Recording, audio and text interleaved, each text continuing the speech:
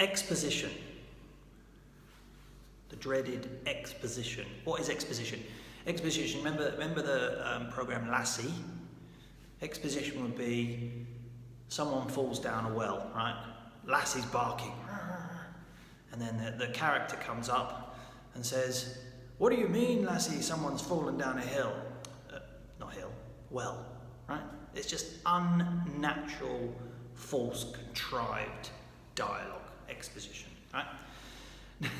Now, Sherry and I are watching at the moment, we've just finished watching on Netflix Kominsky Method with Michael Douglas and Shooter, this thing about a sniper directed by Mark Wahlberg. We saw Mark Wahlberg and thought that could be quite good. But, and not to disparage anyone's work, but between those two shows is all you need to understand about exposition, right? Kominsky Method, less is more. It's brilliant, really, really, really well written. Shooter, the writing is horrific.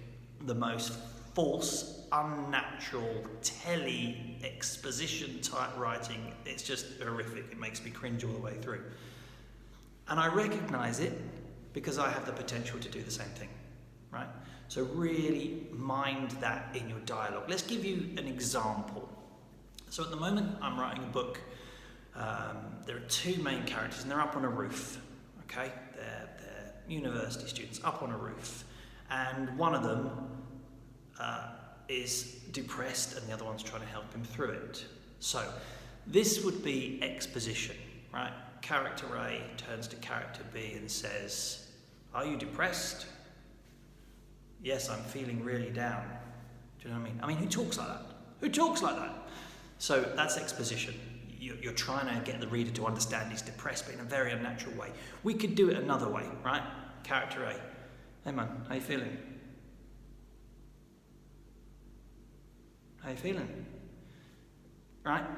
Character B doesn't answer. Now, of course, in writing, we'll have to fill in or write in that he doesn't answer, because this is not film. Of course, it's not film.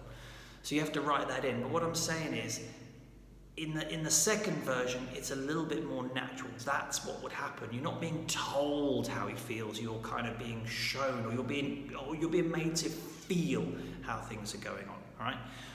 Watch that in your writing, because it's really, really, really easy, trust me, I know, to slip into just telling in your dialogue. Now, just to caveat that, I know dialogue is not a transcript.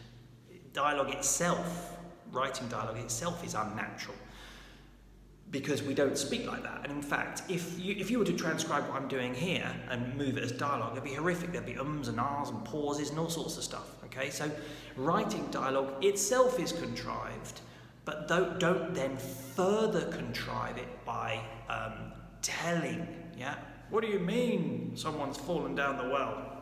kind of stuff. All right, pay attention to that. It can absolutely wreck your writing or make your writing. And let me know how you get on. Speak to you next time.